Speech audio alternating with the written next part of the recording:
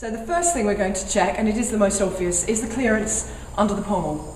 Now this is checked with your fingers vertical. So when this has been fitted, we have 3 fingers clearance. So if this clearance at the front of the saddle changes by more than half a finger's depth, give or take, that is the time to call your saddle fitter, because either the flocking has settled or the horse has changed shape. We then look at front to back balance. Now this is the relative height of the pommel and cantle, but most importantly is the level part of the seat, is it actually parallel to the ground, the bit where you sit. This means your weight is being spread correctly. If the balance has gone, your weight has been concentrated on either the front or the back of the saddle. If I show you what might happen, the clearance at the front might still be the same, but if the horse changes his musculature, then the back of the saddle might lift, for instance, like that.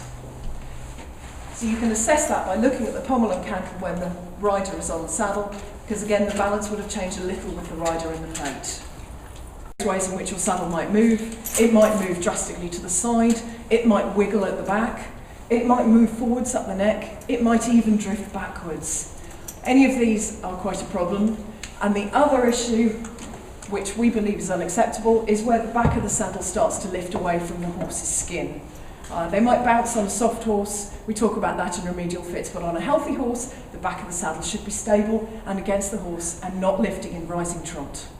When we fit our saddles, we fit with a smooth contact at the front of the saddle. So this is a good way to check whether the width is altered. Place your hand in the pommel and then putting your full length of your fingers under the panel, and this is girthed firmly on the correct girthing, run your hand down the front of the saddle.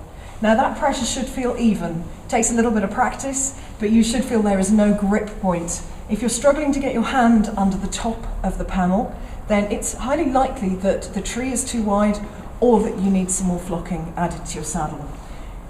If it's tighter here, which is actually where the points of the saddle are, then it's likely that your horse has got wider and the saddle is a little bit narrow.